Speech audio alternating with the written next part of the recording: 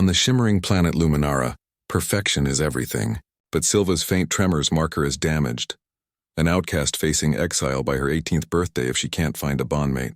Then a human diplomat named Elias sees past her flaws to the artistry no one else notices.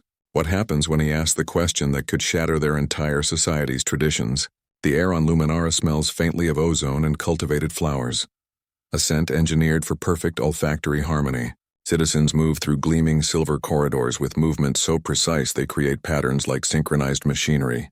Their faces show no tension, no strain, only the smooth placidity that comes from genetic optimization and years of neural conditioning. From infancy, Luminarans train their bodies toward absolute physical control. Slight deviations in posture, minute tremors in the hands, even irregular breathing patterns get corrected through biofeedback systems embedded throughout their cities. Perfection isn't an aspiration here. It's the baseline requirement for participation in society. Those who cannot maintain the standard face immediate social exclusion. Their access to communal spaces and resources gradually restricted until they exist only on the margins. At the heart of this system lies the bonding ritual, a ceremony far more crucial than marriage in human terms. When Luminarans reach maturity, they must find a partner whose neural frequencies align perfectly with their own. This resonance creates a feedback loop that sustains both individuals' life forces. Without it, their biological energy slowly dissipates, leading to progressive weakness and eventual death within months. The bonding isn't about love or companionship, it's literal life support. This biological imperative has shaped Luminara's entire social structure. The ruling elite class consists of those with the most stable neural patterns and flawless physical control. They administer the resonance tests, oversee the bonding ceremonies, and enforce the standards that keep their society functioning. Their control remains absolute because everyone fears the alternative. Exclusion means certain death. Compassion has been systematically bred and conditioned out of Luminaran culture. To show mercy toward those who cannot meet perfection standards would threaten the entire system's stability. Children learn from their earliest teachings that biological purity ensures collective survival, while deviation risks everything. They're taught to report even their own family members for signs of instability. The architecture itself reinforces this ideology. Buildings feature smooth, unbroken lines without decorative flourishes that might distract from perfection. Public spaces contain resonance scanners that constantly monitor citizens' neural stability. Those showing irregular patterns receive notices to report for retraining or face access restrictions. This world of perfect harmony operates with terrifying efficiency. Crime is nearly non-existent because emotional instability gets detected and corrected long before it manifests in action. Artistic expression follows strict patterns that emphasize symmetry and predictability. Even conversation follows prescribed rhythms that optimize neural alignment. Yet this perfection comes at profound cost. Individuality has been sacrificed for collective stability. Spontaneous emotion, creative innovation, and personal expression all get suppressed in favor of maintaining the system. The society functions perfectly, but it has lost the very qualities that make beings truly alive. Into this world, Silva was born with a condition that defied all their systems. Her faint but constant tremors represented more than just a physical imperfection. They challenged the foundation of Luminaran belief. Her existence asked the question none of them wanted to confront. What if their perfect system was fundamentally flawed? The stage was set not just for one princess's struggle, but for a revolution that would question whether survival was worth having if it required eliminating everything that made life meaningful. Silva entered the world with hands that never fully settled. The tremors began as faint vibrations in her fingertips, barely noticeable unless you were looking for imperfection. On Luminara, everyone looked for imperfection. Her nurses documented the irregular movements in clinical reports that would follow her throughout her life. The tremors weren't painful, didn't limit her physical capabilities, but they violated the fundamental Luminaran principle of absolute bodily control. By age 5, Silva learned to keep her hands hidden during formal occasions. She would clasp them behind her back during royal processions or tuck them beneath the table at state dinners. The other noble children received praise for their perfect posture and still hands. Silva received corrective exercises and sympathetic glances that felt more damaging than criticism. She understood early that her body carried a message she never intended to send, one of instability and weakness. The royal court became a landscape of quiet exclusion. During neural harmony exercises, her tremors disrupted the collective meditation. The soft humming that stabilized other students' patterns would waver when she joined. Teachers would gently suggest she practice separately, framing it as consideration for others rather than punishment. At formal dinners, servers would place her glass slightly farther from her place setting, a small adjustment that spoke volumes about their expectations. Each birthday brought tighter restrictions. At 12, she could no longer attend advanced neural alignment classes. At 15, certain ceremonial roles became unavailable to her. The palace architects installed special stabilizing rails along her favorite garden paths, ostensibly for safety, but really marking her as someone who needed special handling. Her value as a royal heir diminished with each passing year, measured not by her intelligence or character, but by the consistency of her neural readings. By 17, Silva understood her future with grim clarity. The bonding ceremony awaited her like an execution date. She watched other young Luminarans practice the resonance exercises, their hands steady, their breathing synchronized. She knew her tremors created neural feedback that registered as discordant noise on the bonding scanners. The system designed to sustain life would reject her as incompatible with its requirements.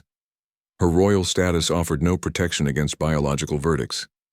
The same laws her mother enforced as queen would demand Silva's exile if she failed to bond. Palace officials began discreetly preparing contingency plans for her removal from succession lines. They discussed potential remote residences where she could live out her remaining months with minimal disruption to the royal image. The preparations were always framed as precautionary, but Silva recognized them as rehearsals for her disappearance. Silva's condition represented something deeper than personal tragedy. Her existence challenged the core Luminaran belief that perfection could be standardized and measured. The very system that created their stable society had produced someone it couldn't accommodate. She became living proof that their definitions of worth excluded variations that occurred naturally. Her tremors weren't an error but a different way of being that their systems couldn't recognize as valid. This rejection of one of their own revealed the limitation built into their perfection. The society that prided itself on biological purity had created conditions where natural variation became synonymous with defect. Silva's journey would test whether a culture built on exclusion could learn to include what it didn't initially understand. Her survival would require either changing herself to fit their mold or convincing them to expand their definition of what constituted life worth preserving. Silva discovered the abandoned observatory tower during her 16th year, a place where the palace's perfect order had begun to decay. The circular room at the top held broken equipment and dust-covered surfaces, but the northern wall remained entirely transparent, offering a view of Luminara's triple moons. Here she could finally stop fighting her body's constant motion. Here she could let her hands tremble without shame or correction. She brought bioluminescent crystals from the royal gardens, rare growths that normally required surgical precision to shape. Other artisans used laser cutters and stabilizing fields to create perfect geometric forms. Silva tried that approach first, spending weeks attempting to force her hands to stillness. The results were clumsy, uneven shapes that disappointed her teachers. Then came the realization that changed everything. What if she stopped fighting the tremor and started working with it? She began by simply holding a raw crystal and allowing her hands to move naturally. The faint vibrations created tiny, precise patterns against the crystal's surface. She learned to guide the movements rather than suppress them, directing the energy into intentional gestures. The tremors became like a sculptor's delicate tools, etching patterns too fine for any laser to replicate. Each piece began with surrender, accepting the motion rather than resisting it. The bioluminescent crystals responded to her technique in unexpected ways. Their inner light caught the microscopic patterns her trembling fingers created, casting complex shadows that seemed to move when viewed from different angles. One sculpture showed two figures reaching toward each other under a field of stars, their forms emerging from what appeared to be random etchings until you stepped back and saw the whole picture. Another captured a single bird in mid-flight, its wings extended in a pattern that suggested both movement and grace. She worked during the moonlight hours when the crystals glowed most brightly. The observatory filled with softly pulsing light from dozens of completed pieces. Some conveyed longing through sweeping curves that seemed to stretch toward something just out of reach. Others showed resilience in strong, repeating patterns that suggested endurance under pressure. A few pieces defied gravity itself, with structures that appeared too delicate to support their own weight yet stood firm. These creations became her true language, expressing what she could never say in the perfectly controlled world outside. The art held emotions she had to conceal during royal functions: frustration, hope, loneliness, determination. Each piece represented a moment in her ongoing struggle, a visual diary of her inner life that nobody else could read. The workshop became her sanctuary from constant judgment and her proving ground for a different way of existing. She developed techniques that transformed limitation into advantage. The tremors allowed her to create vibrating tools that could shape crystal at molecular levels. She learned that certain frequencies made the material more malleable, while others created permanent light patterns within the structure itself. Her workspace filled with customized implements, brushes with oscillating bristles, chisels that resonated at specific harmonics, polishing cloths woven with conductive threads. The art gave her something beyond mere escape. It provided evidence that her difference could create beauty rather than dysfunction. Where others saw only irregular hand movements, she discovered a unique creative signature. The very quality that marked her as flawed in Luminaran society became the source of her most distinctive strength. This realization planted the first seeds of doubt about her world's definition of perfection. Her workshop remained her secret, a space where perfection meant something entirely different. Here, value came not from control but from expression, not from stability but from movement. The trembling that threatened her survival in the outside world became the foundation of her private universe. She began to understand that her hands didn't need fixing, they needed purpose. Captain Elias Venn arrived on Luminara during the dual sunset, his Earth-made boots sounding strangely heavy against the crystalline pathways. As senior diplomat for the Earth Luminara Peace Initiative, he represented humanity's first sustained contact with the perfection-obsessed civilization. His quarters in the diplomatic wing felt sterile compared to the vibrant chaos of Earth cities, every surface engineered to eliminate irregularity. The silence bothered him most, the absence of unexpected sounds, of life happening outside controlled parameters. Elias understood exclusion in ways Luminarans could never comprehend. Growing up in the layered poverty of Mumbai's vertical slums meant navigating systems designed to keep people like him invisible. He knew how it felt when institutions measured your worth by standards you couldn't possibly meet. That childhood gave him a particular sensitivity to how power structures marginalize those who don't fit predetermined molds. He noticed things others overlooked because he'd spent his life reading between the lines of official narratives. He first saw Silva during a royal garden reception, standing slightly apart from other nobles, while everyone else held their refreshment glasses with absolute stillness. Her hand trembled faintly, creating tiny ripples in the luminescent liquid. Others glanced away uncomfortably, but Elias watched how she compensated. The careful placement of her feet for balance, the slight tilt of her wrist to minimize the motion's visibility. He recognized the practiced adaptations of someone who'd spent a lifetime managing other people's discomfort. Over subsequent weeks, Elias observed Silva's patterns. He noticed how she always arrived early to events to choose seating that offered cover for her hands. He saw how she positioned herself near architectural supports during standing receptions. These weren't signs of weakness but evidence of sophisticated problem-solving. While Luminarans saw only the tremor, Elias saw the intelligence and resilience required to navigate a world not designed for her. His interest became more focused when he discovered her workshop by accident during an evening walk.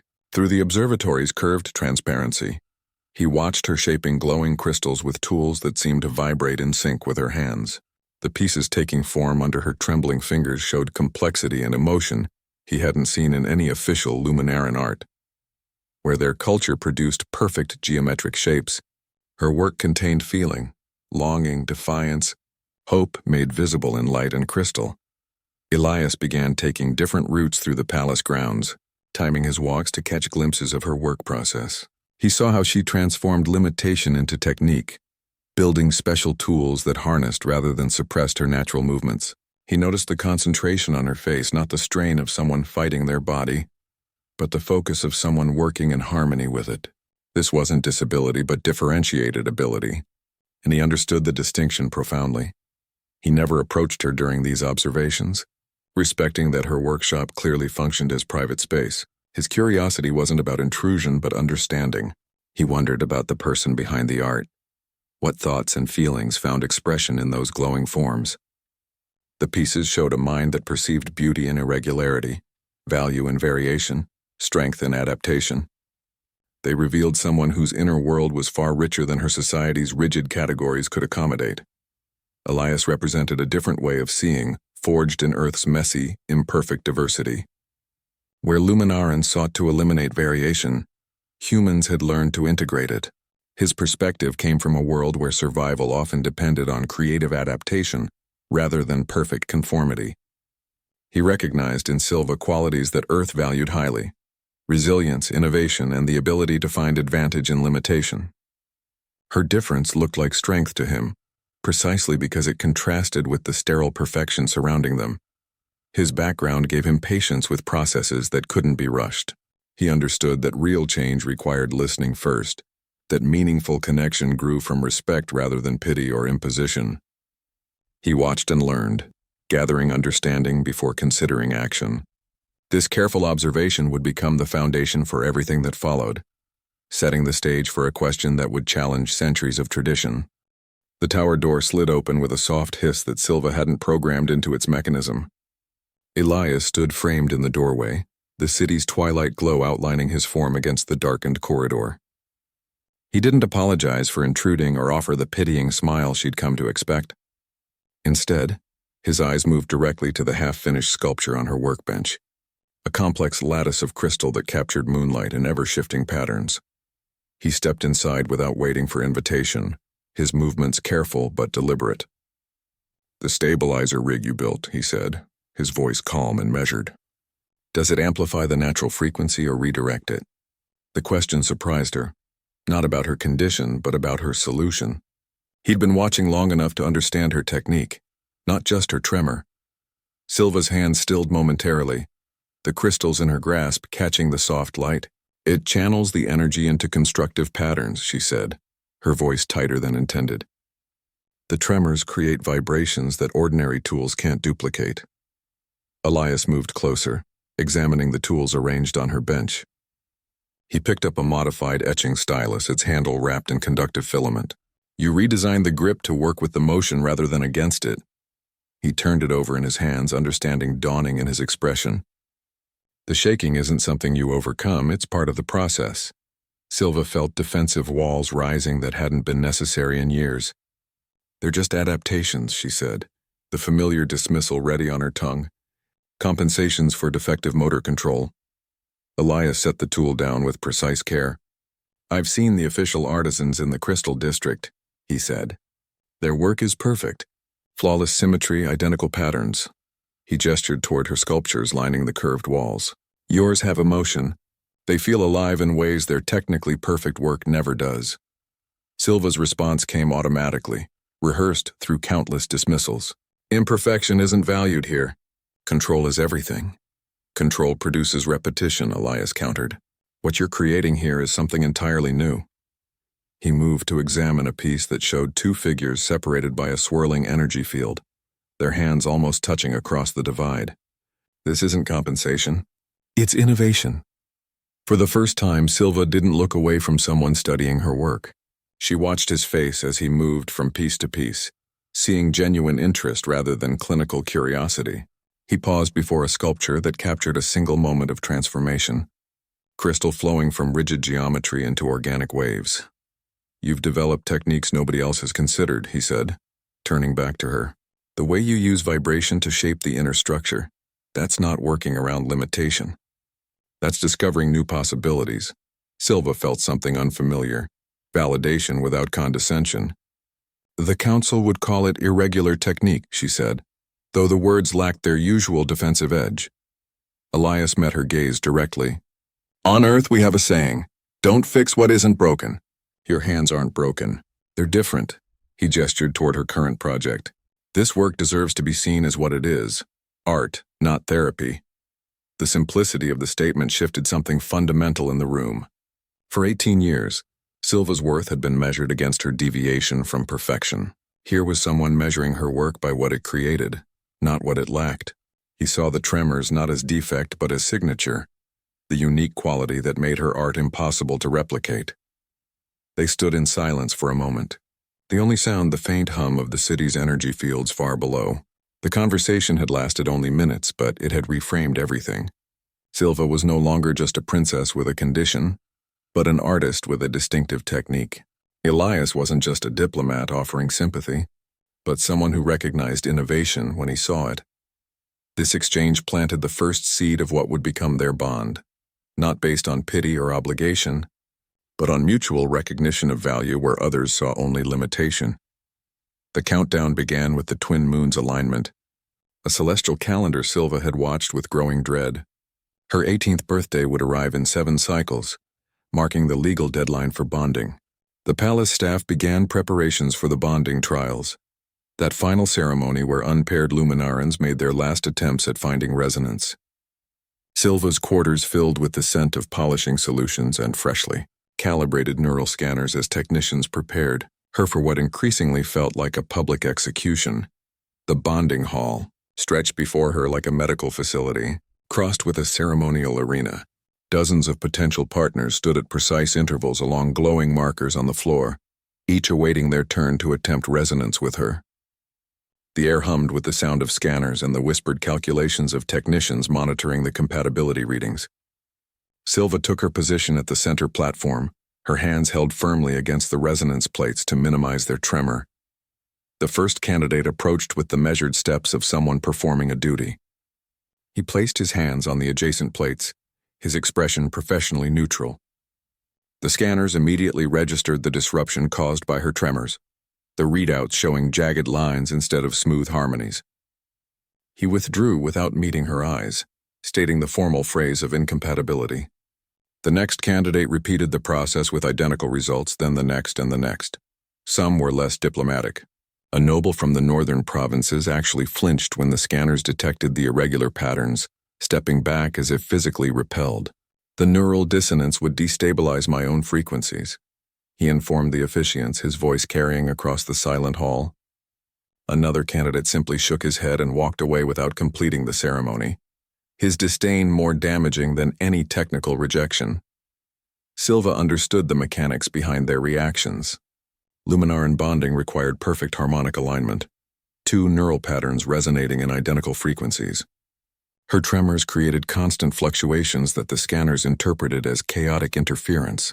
The system measured compatibility through mathematical purity, and her biology produced patterns that violated every established parameter. The technology couldn't distinguish between valuable difference and destructive discord. She watched the readouts herself, the screens displaying her failure in real time. Green bars indicated successful resonance. Red bars signaled incompatibility. Her screen showed only frantic crimson patterns that looked more like medical emergency readings than bonding metrics. The technicians adjusted settings, tried different calibration modes, but the result remained unchanged. Her body's natural state conflicted with the very definition of compatibility. The ceremony continued for hours, each rejection following the same pattern. Candidates would approach with measured steps, place their hands on the plates, and withdraw as the scanners registered failure. Some offered pitying glances, others showed visible relief at having fulfilled their obligation without actual risk. None saw a person worth bonding with, only a technical problem to be processed and dismissed. As the final candidate stepped away, the chief officiant made the formal declaration. No compatible resonance detected. The words echoed in the vast space, marking the official verdict. Silva would be listed as unbonded, her name entered into the registry of those facing exile.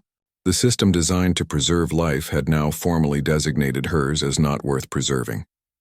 She returned to her quarters where palace administrators waited with data pads containing relocation documents. They discussed remote facilities where she could reside during her decline, places designed to minimize disruption to royal functions. The conversations focused on logistics rather than loss, on appearances rather than the actual ending of a life. They spoke of her future in terms of management rather than possibility. Silva stood at her window watching the city's perfect lights, each one representing a successfully bonded pair maintaining the society's stability.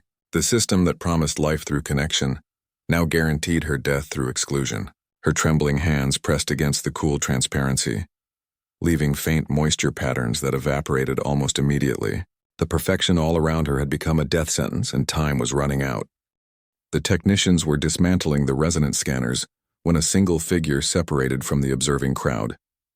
He wore the simple gray robe of a visiting scholar, the hood drawn forward enough to obscure his features. His earth-made boots made soft sounds against the polished floor, a subtle irregularity in the hall's perfect acoustics.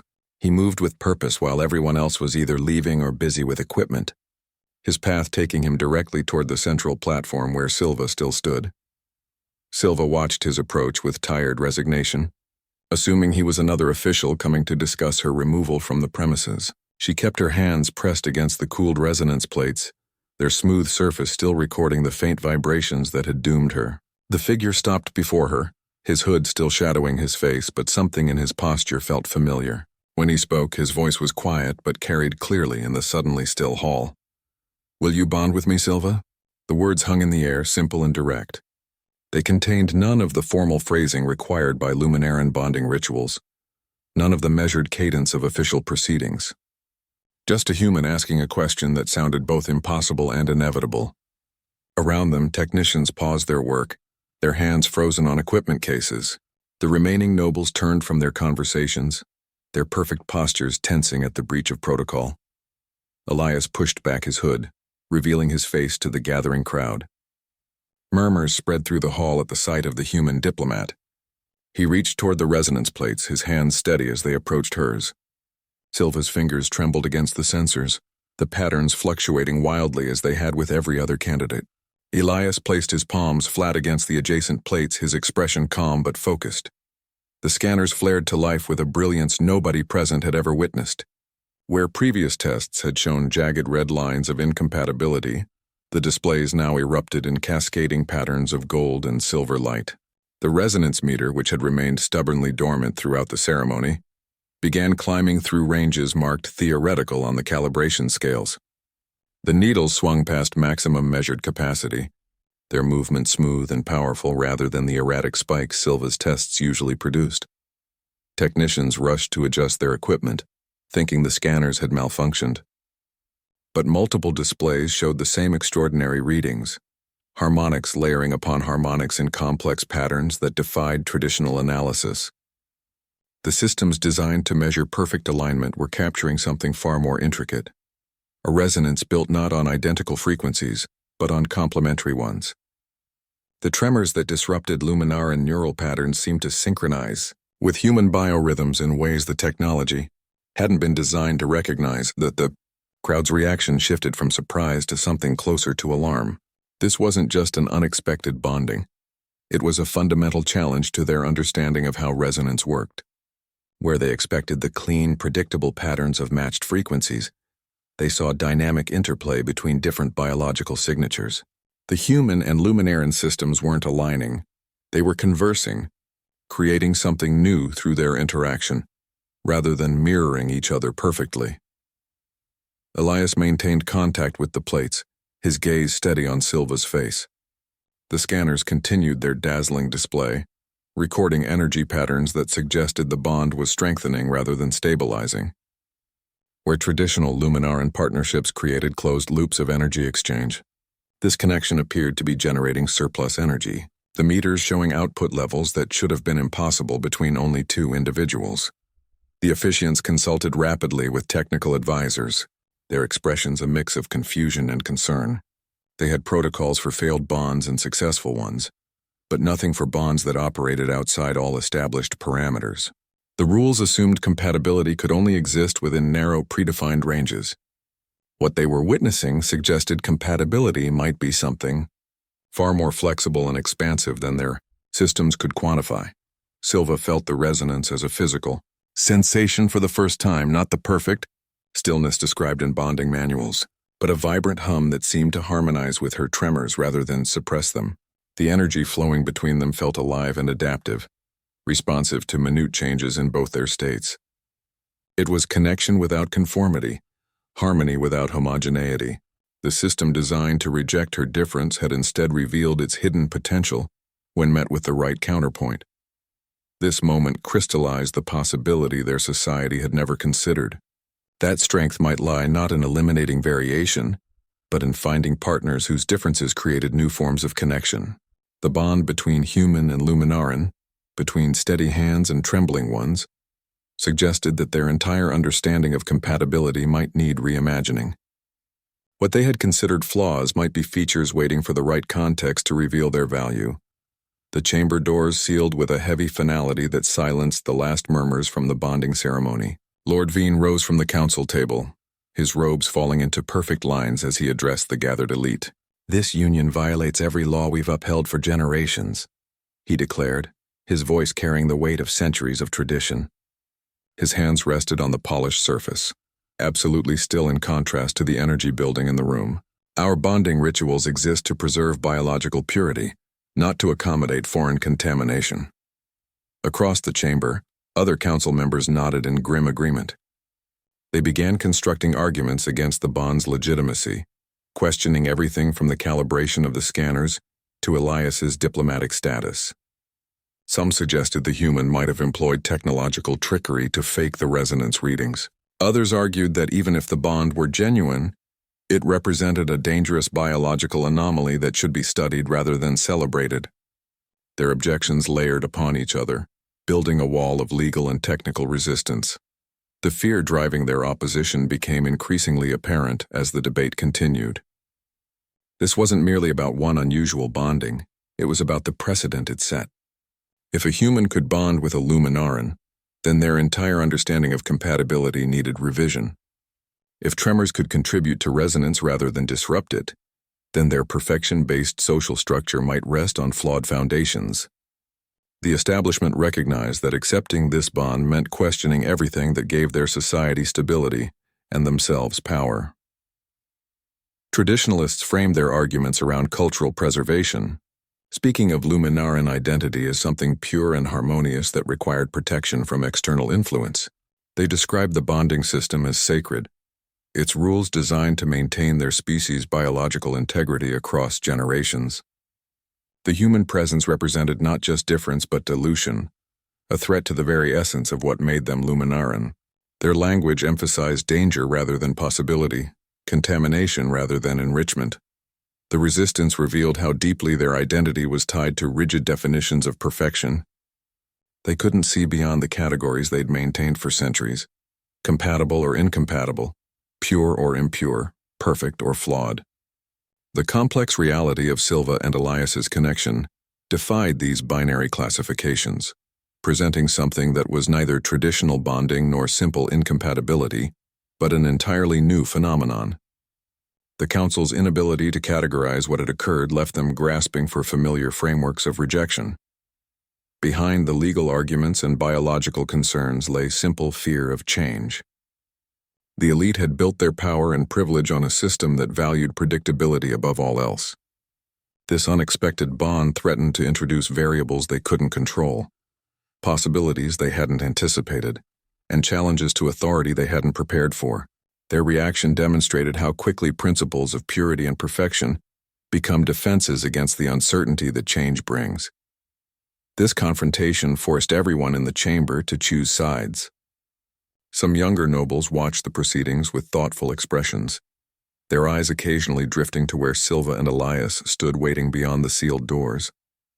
Technical advisors consulted their readouts repeatedly, as if expecting the extraordinary resonance patterns to have been some temporary glitch. The division wasn't just between approval and rejection, but between those who could imagine adaptation and those who could only see violation. The intensity of the backlash revealed that the true threat wasn't Silva's tremors or Elias's humanity, but the challenge they posed to established power structures. The system that had excluded Silva for her differences now mobilized to protect itself from the implications of her unexpected bonding. Their resistance showed how quickly principles can become weapons when the status quo faces meaningful challenge. This moment crystallized the cultural war that had been building beneath Luminara's perfect surface. The question was no longer about one bonding ceremony, but about whether their society could evolve beyond its rigid definitions of worth. The elite's reaction demonstrated how fiercely tradition defends itself against progress, and how those in power often mistake preservation of their authority for preservation of their culture. Elias stepped forward as the council members drew breath for their next arguments. He moved with the calm assurance of someone who understood that fear often disguised itself as principle. "The real threat here isn't difference," he said, his voice carrying evenly through the chamber. "It's the fear that prevents us from recognizing strength in unfamiliar forms." He glanced toward Silva, then back to the assembled elite. "Rigid rules create the illusion of control, but they also blind us to possibilities that could make us stronger." He spoke of Earth's history, not with nostalgia, but with hard-won understanding. "We've learned that systems built on exclusion eventually collapse under their own limitations. Love, real connection between different beings, has realigned societies more effectively than any set of perfect rules ever could." His words weren't poetic or romantic, but practical. He described connection as a biological advantage, an evolutionary strength that allowed species to adapt and survive changing circumstances. Silva joined him at the center of the chamber, her hands trembling slightly but her voice steady. "Perfection means nothing without compassion," she stated, the words clear and uncompromising. "You've built a society that values flawless execution over meaningful connection, but what value does perfect harmony have if it requires eliminating everyone who experiences life differently?" She turned the discussion from biological measurements to ethical considerations.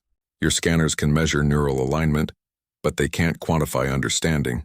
Your systems can enforce compliance, but they can't create genuine care between individuals. You've perfected the mechanics of survival while losing sight of what makes survival worthwhile." Their dual defense shifted the conversation's foundation. Where the council spoke of purity and preservation, they spoke of growth and understanding. Where the elite focused on maintaining tradition, they emphasized adapting to discover new forms of strength. The argument moved from technical compliance to human or Luminaran values, from whether something fit existing categories to whether it created value and meaning. Elias addressed the biological concerns with pragmatic clarity. "The resonance between us isn't imperfect, it's different. It operates on complementary principles rather than identical ones. Our differences don't disrupt the connection, they enhance its complexity and capacity." He described how varying frequencies could create more robust systems than identical ones, how diversity in nature often produced stronger results than uniformity. Silva added her perspective as both artist and scientist. "In my workshop, I learned that controlling the tremors wasn't the solution.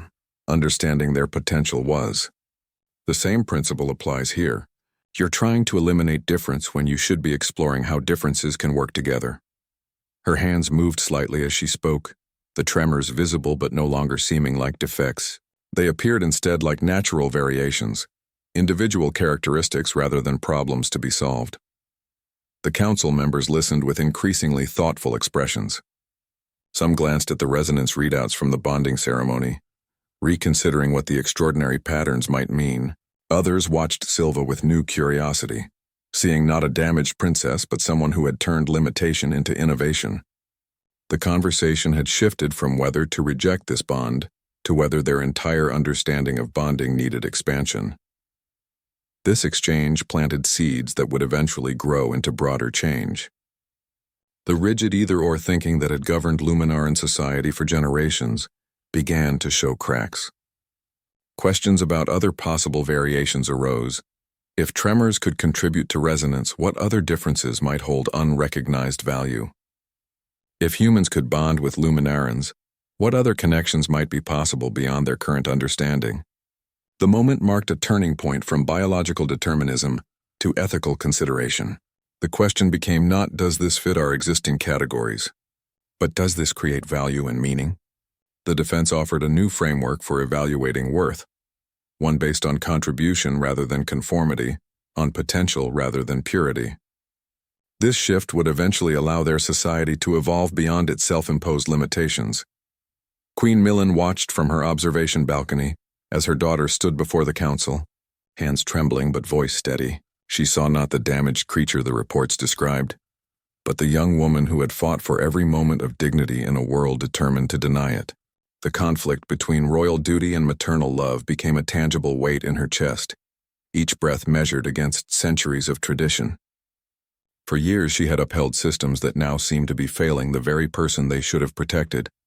She descended to the council chamber without summoning her guards, moving through the gathered elite with quiet purpose.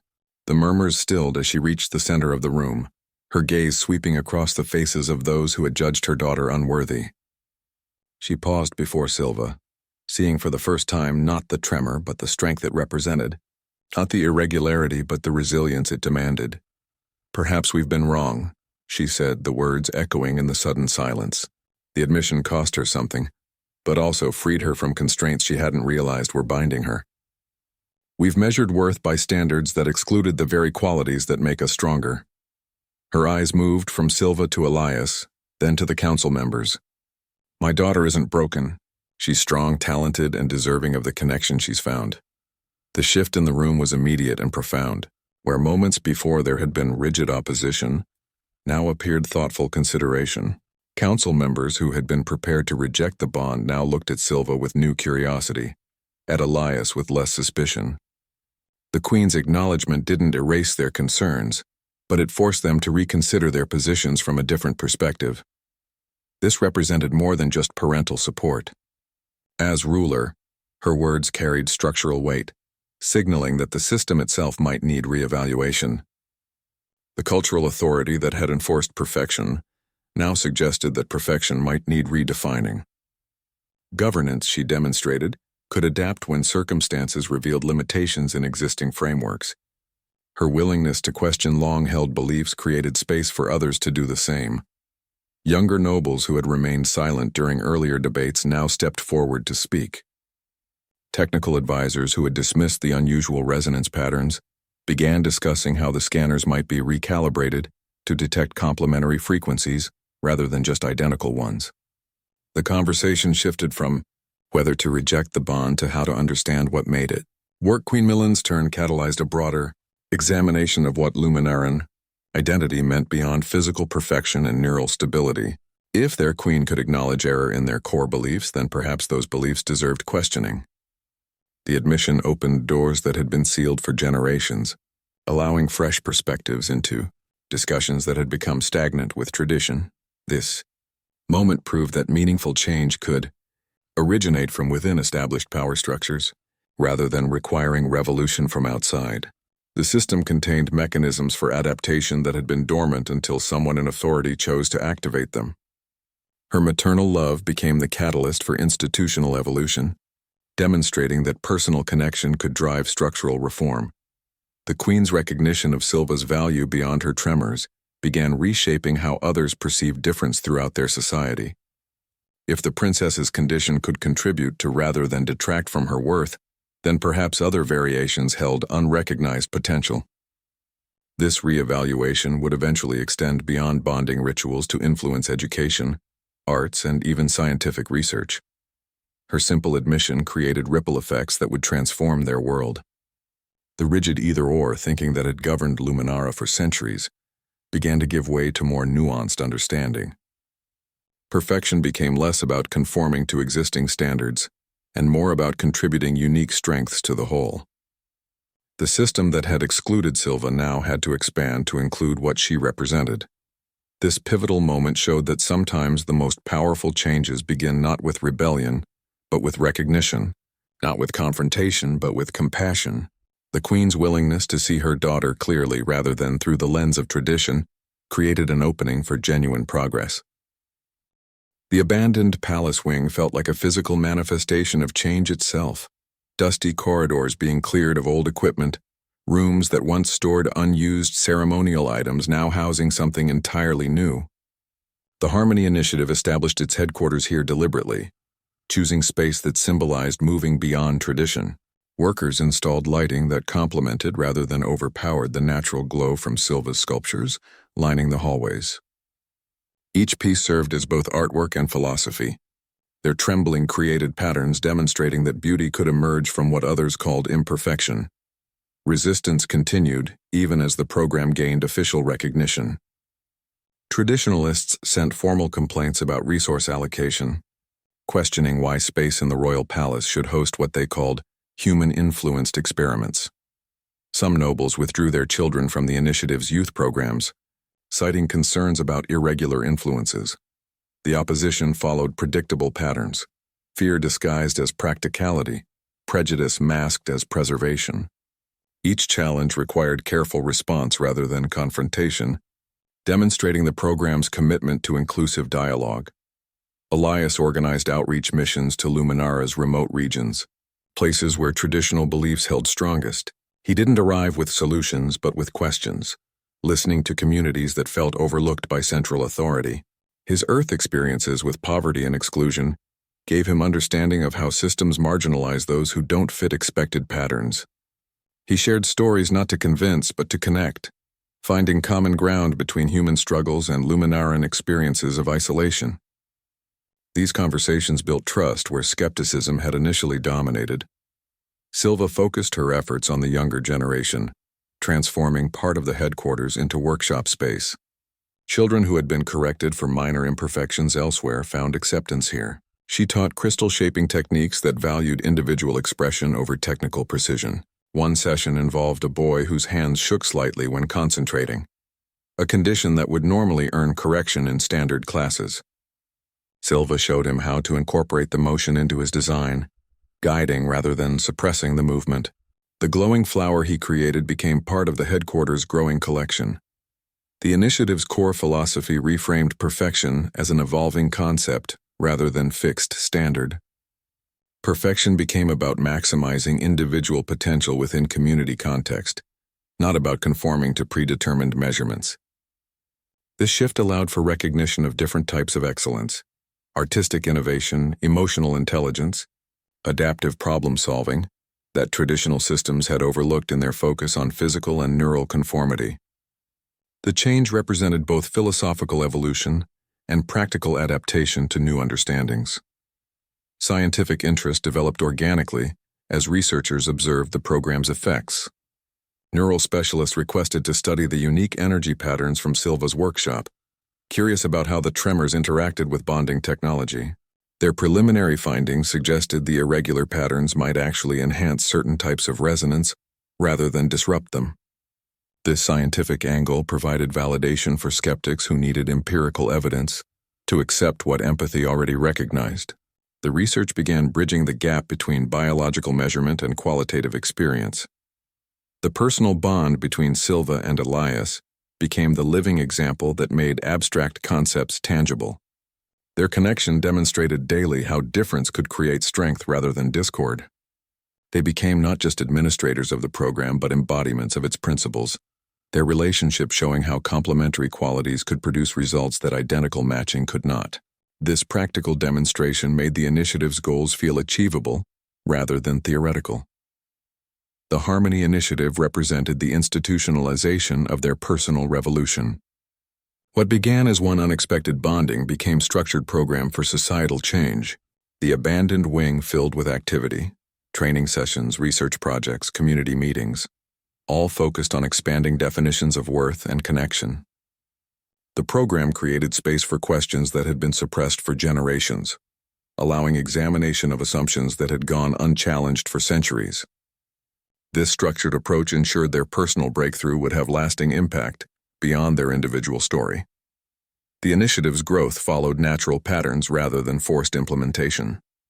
Communities began adopting its principles in modest ways, schools incorporating more flexible assessment methods, medical facilities considering individual variation in treatment plans. The changes happened gradually, without dramatic declarations, building momentum through practical demonstration rather than ideological argument. This organic spread suggested the program addressed needs that had been present but unacknowledged within their society. Their personal story became the foundation for systemic change, proving that individual courage could create structures that supported others facing similar challenges. The initiative ensured that future generations might find acceptance where Silva had found only exclusion, that difference might be explored rather than eliminated. The trembling that once meant isolation now symbolized possibility. The human presence that seemed threatening now represented connection, And the perfect society that seemed immutable now showed capacity for growth. The research laboratory smelled of ozone and sanitized surfaces, a space where empirical evidence held more weight than tradition. Scientists began studying Silva's tremor energy signature with instruments precise enough to measure quantum fluctuations. They attached sensors to her arms and hands, mapping the faint vibrations that had once marked her as damaged. The initial hypothesis assumed they would document neural disruption, but the readings told a different story entirely. Early findings revealed patterns nobody had anticipated. The tremors created a unique energy signature that actually enhanced certain types of neural resonance. Instead of causing disruption, the vibrations seemed to create harmonic overtones that strengthened bonding connections.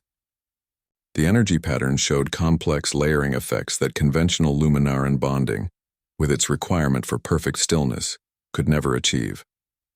This scientific validation began shifting perspectives among those who demanded empirical proof before accepting change. The research revealed cross-species resonance possibilities that had been theoretically dismissed for generations. Silva's tremor patterns interacted with human neural frequencies in ways that created entirely new bonding dynamics. The energy exchange between her trembling and Elias's steady human biorhythms produced resonance levels that exceeded anything in Luminaran historical records. This wasn't just compatibility. It was enhancement through difference. The tremors created what scientists termed a dynamic harmonic field that facilitated deeper connections than traditional bonding could achieve. Where perfect alignment created stable but limited resonance, the tremor-enhanced connection showed adaptive qualities that responded to changing conditions. The bond between Silva and Elias demonstrated capacity for growth and adjustment that static Luminaran bonds lacked. This functional advantage challenged the biological purity arguments that had dominated their society. This scientific angle gave the Harmony Initiative legitimacy in skeptics' eyes. Hard data proved more persuasive than philosophical arguments for those who valued measurable results over emotional appeals. Research teams that had initially approached the project with skepticism found themselves documenting phenomena that contradicted centuries of accepted science. Their published papers began shifting academic discourse around neural compatibility and bonding theory.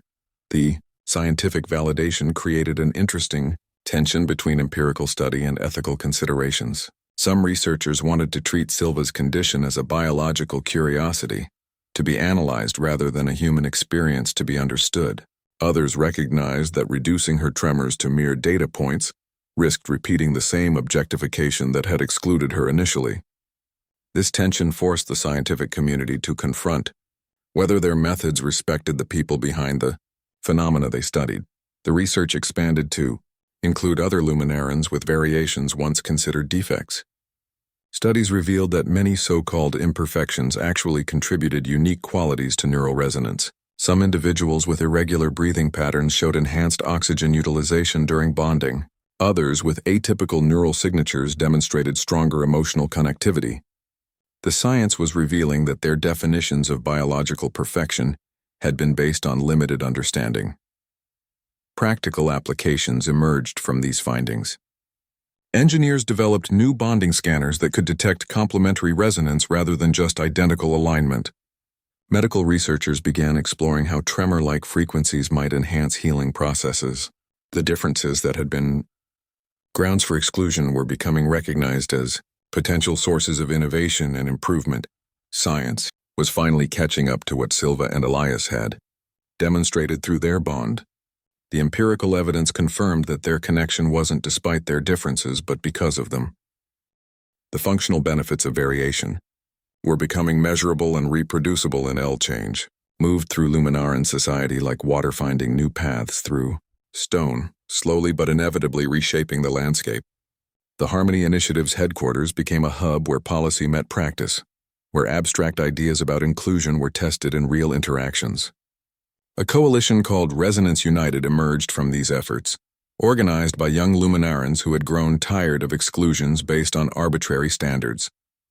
They advocated for equal opportunity, not as special treatment but as logical extension of their society's stated values. Their meetings filled the previously quiet palace wing with heated discussions and careful planning. Formerly resistant factions began showing tempered openness, Not overnight conversion, but gradual reconsideration. Some traditionalists attended coalition events as observers. Their postures stiff, but their expressions thoughtful. They watched humans and Luminarans working together on projects that benefited both communities. They saw technical innovations emerging from cross-species collaboration that exceeded what either group could achieve alone. This practical demonstration of cooperation's benefits proved more persuasive than philosophical arguments. People who had been skeptical of humans began recognizing the advantages of working together. Engineers noticed how human problem-solving approaches complemented Luminaran precision, creating solutions that were both innovative and reliable. Medical researchers found that human biological knowledge helped them understand Luminaran physiology in new ways. These collaborations produced tangible results that improved living conditions and technological capabilities across their society. The evidence mounted that diversity could enhance rather than threaten their way of life. Lifelong marginalization transformed into organized advocacy, as those who had been excluded found their voices. Individuals with various physical and neural variations began speaking about their experiences, not with anger, but with clear analysis of how arbitrary standards had limited their contributions. They formed support networks that became innovation incubators, turning their unique perspectives into practical solutions for community challenges. Their advocacy shifted from requesting accommodation to demonstrating capability. The initiative's momentum fueled conversations that extended beyond Luminara's borders. Neighboring planets sent observers to study their model, curious about alternatives to perfection-based social structures. Diplomatic channels that had previously focused on trade began including discussions about social innovation and inclusion practices. Luminara's experiment with diversity became a reference point for other societies questioning their own exclusionary systems. This interstellar dialogue created feedback loops that strengthened their local efforts. Change proved incremental, contested, and deeply personal in its manifestations. Some communities adopted new practices quickly, while others moved more slowly. Families had private conversations about traditions they had never questioned. Individuals reconsidered long-held assumptions about what constituted strength and value. The process wasn't uniform or smooth, but the overall direction became increasingly clear as benefits accumulated and resistance softened. Difference gradually normalized as a communal resource rather than personal defect. Variations that had been grounds for exclusion became recognized as potential sources of innovation. Educational programs began emphasizing complementary strengths rather than uniform performance. Workplaces restructured teams to maximize diverse capabilities rather than enforce conformity. The tremors that had threatened Silva's survival became studied for how they might enhance bonding technology. The human presence that seemed biologically incompatible became valued for the new perspectives it offered. Their society began seeing diversity as strength rather than liability, not as ideological shift but as practical realization. The evidence mounted that systems incorporating variation were more resilient and innovative than those demanding uniformity. This understanding spread through demonstrated results rather than mandated acceptance. The cultural transformation moved from policy implementation to genuine value change as people experienced the benefits of inclusion firsthand. The perfect society that had feared difference was learning to embrace it as source of continued evolution. The monument rose from the center of the gardens of Luminara, its bioluminescent crystals catching the triple moonlight in shifting patterns of blue and silver. Two figures reached toward each other across a narrow gap, their forms emerging from the same crystalline structure, yet separated by the space between them. The sculpture captured a moment of connection not yet complete, potential rather than fulfillment. Its construction had taken months, each piece shaped by artisans trained in Silva's tremor-guided techniques rather than traditional methods. The monument represented both celebration of progress and acknowledgement of work still ahead. The unveiling ceremony drew crowds from across the social spectrum.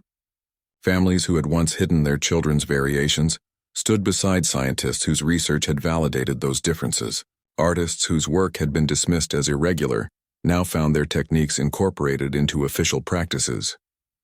Former council members who had opposed the bond stood with human diplomats who had supported it. The gathering showed how deeply the changes had penetrated their society. reaching beyond policy into personal relationships and professional collaborations. As the covering shimmered away, the monument's full effect became visible. The bioluminescent crystals pulsed with soft light that seemed to breathe in rhythm with the spectators. The two figures glowed with internal illumination, their outstretched hands almost touching across the divide. The space between them wasn't empty but filled with intricate patterns that suggested energy flowing between the figures. This visual representation of connection across difference made abstract concepts tangible and immediate. The inscription at the base read, "True harmony comes not from sameness but from embracing our differences." The words were carved in both Luminaran script and human English, their simple statement containing revolutionary implications. This wasn't poetic sentiment but philosophical declaration, challenging the perfection-based thinking that had dominated their culture for generations. The permanence of the carving ensured the message would endure beyond current enthusiasm, becoming part of their physical landscape. The ceremony continued with speeches that reflected the monument's themes. Scientists discussed research showing how biological diversity strengthened systems rather than weakening them. Artists demonstrated techniques that transformed previous flaws into distinctive styles. Young people spoke about growing up in a society that now valued their unique qualities rather than demanding conformity. Each contribution reinforced the central idea that difference could be resource rather than liability. Silva and Elias stood together before the monument, their presence embodying the principles it represented. They didn't speak during the ceremony, allowing the sculpture and the diverse speakers to carry the message.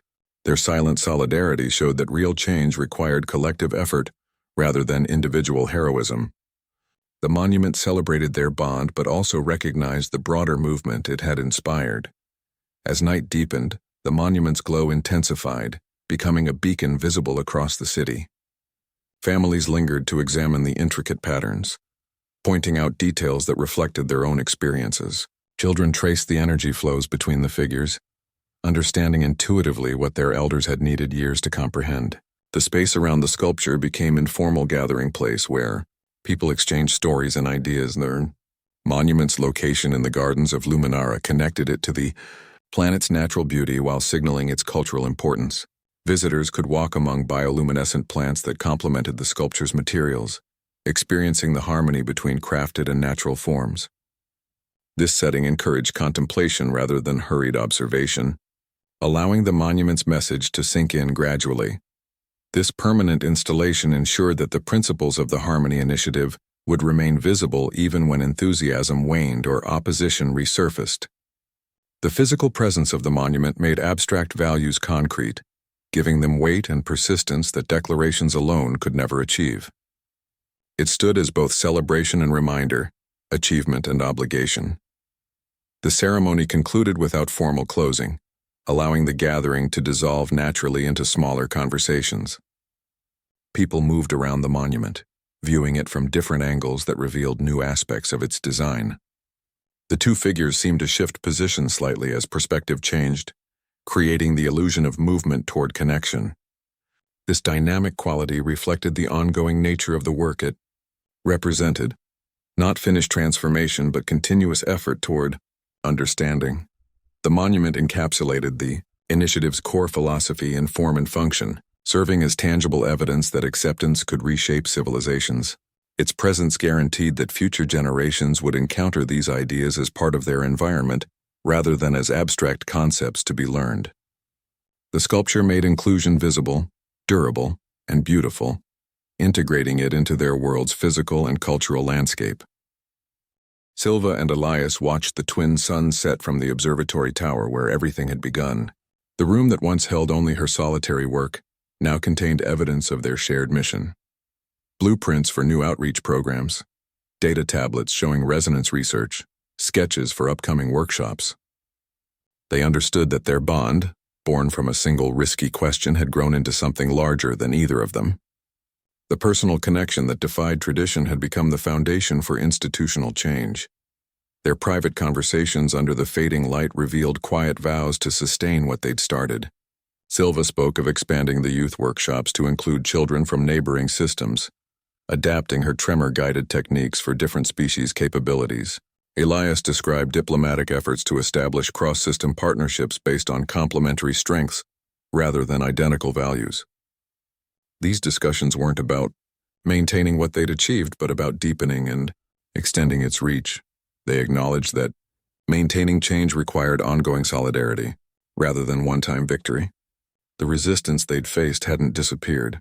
It had simply adapted, finding new ways to challenge progress.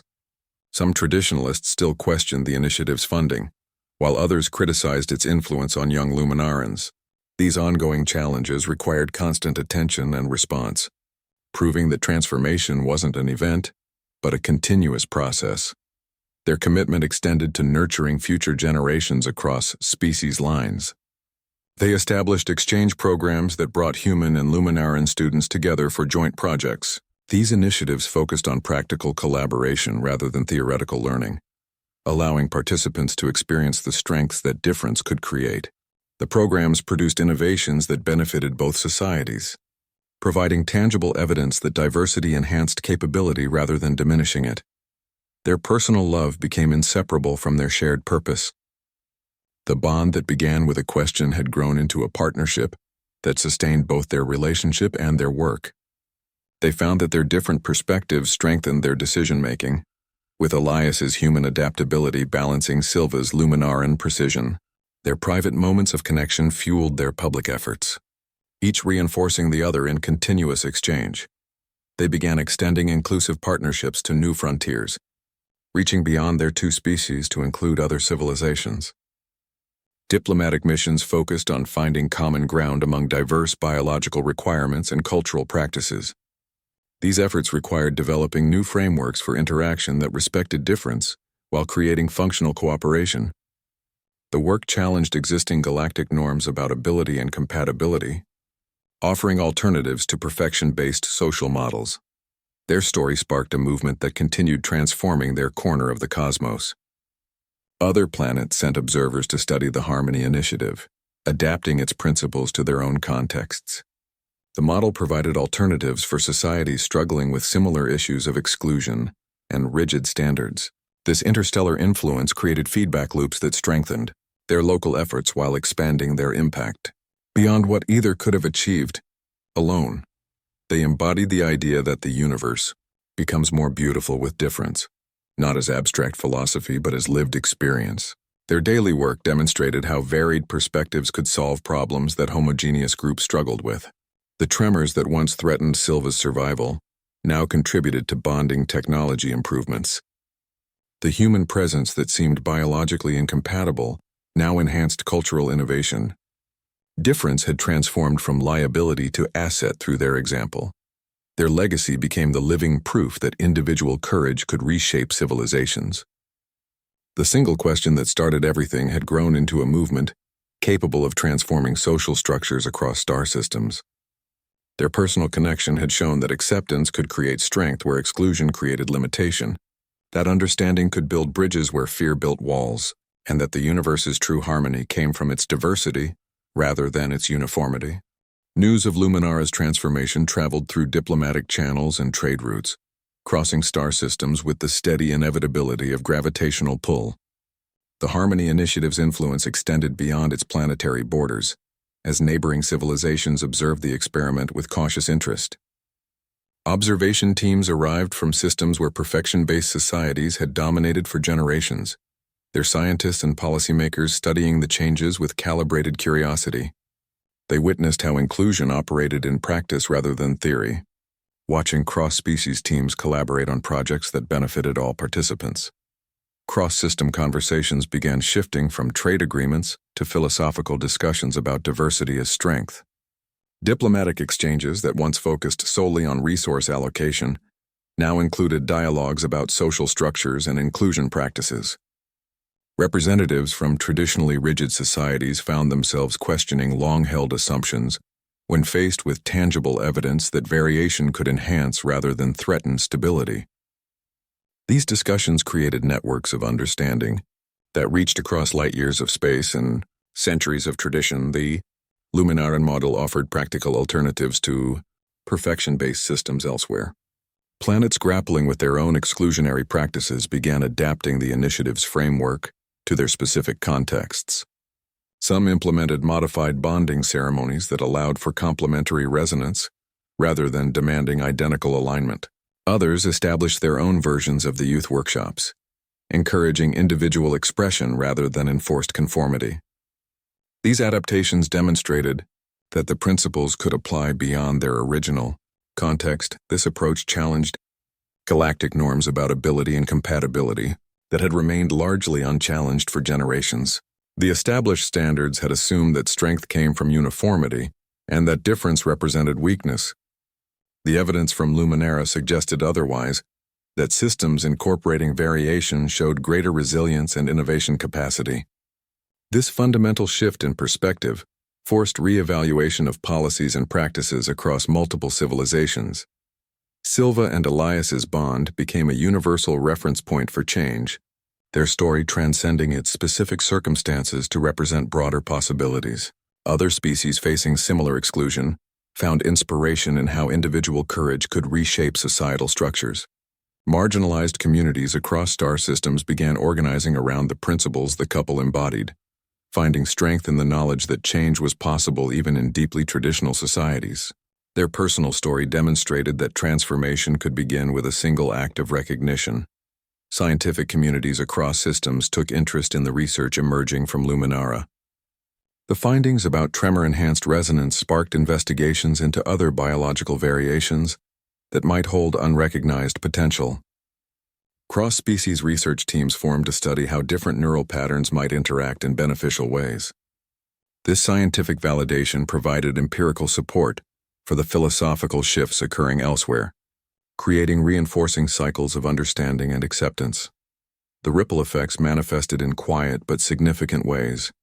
A manufacturing planet revised its hiring practices to include workers with physical variations previously considered disqualifying. An aquatic species modified its educational system to accommodate different learning rhythms rather than punishing them. A crystalline civilization began valuing irregular growth patterns for their unique structural properties. Each adaptation reflected the core idea that difference could be resource rather than deficit. Resistance continued in various forms, as established systems rarely surrender their assumptions without struggle. Traditionalists on multiple planets argued that their specific circumstances differed from Luminara's, that their standards of perfection served necessary purposes. Yet even these arguments now occurred against mounting evidence that inclusion could produce tangible benefits. The conversation had shifted from whether change was possible to how it might be implemented. The personal story of two individuals had become a catalyst for galactic reconsideration of what constituted strength and value. Their bond demonstrated that courage could manifest in quiet persistence as well as dramatic action, in willingness to see differently as well as to act boldly. The tremors that once meant isolation now symbolized possibility across star systems. The human presence that seemed threatening now represented connection, and the perfect societies that seemed immutable now showed capacity for evolution. The universe was learning that its true harmony came from its diversity rather than its uniformity.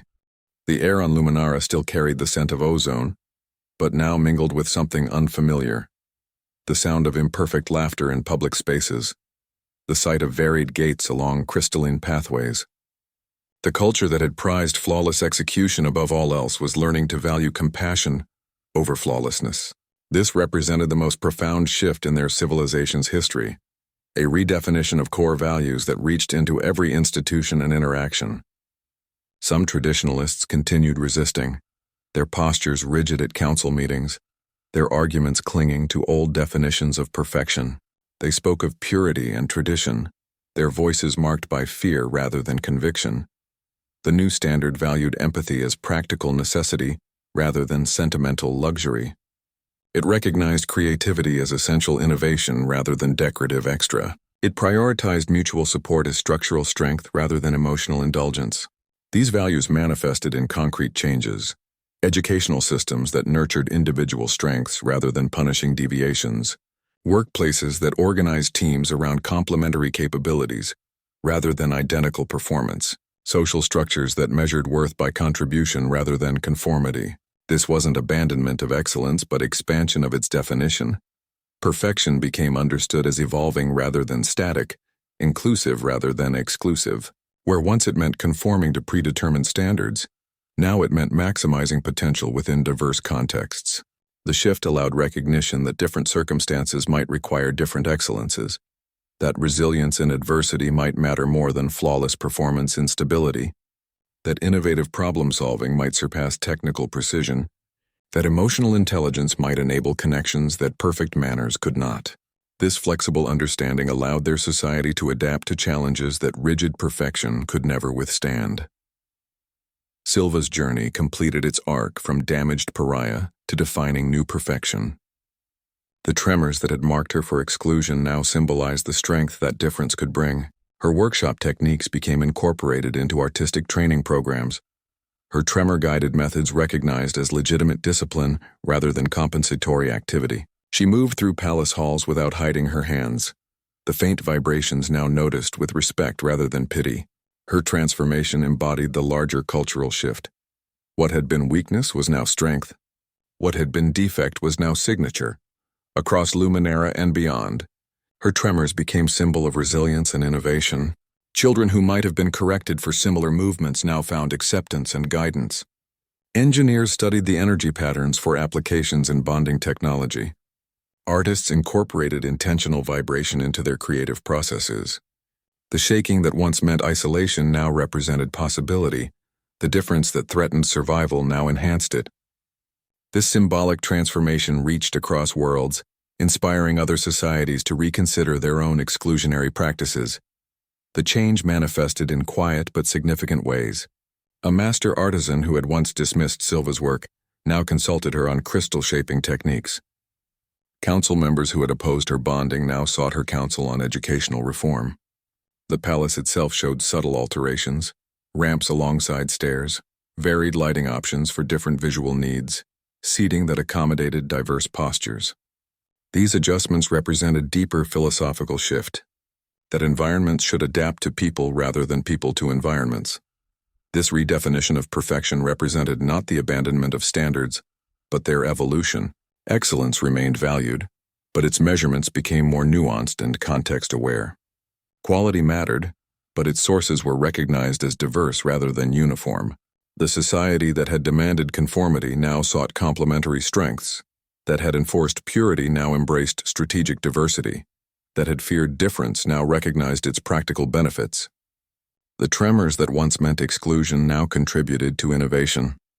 The human presence that seemed threatening now enhanced connection. The perfect society that seemed finished now showed capacity for growth.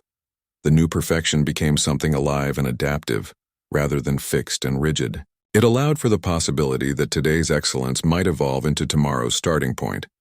That understanding might deepen rather than remain static.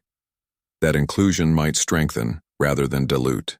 This living standard created space for the continuous improvement that rigid perfection had actually prevented by rejecting anything that didn't fit existing parameters.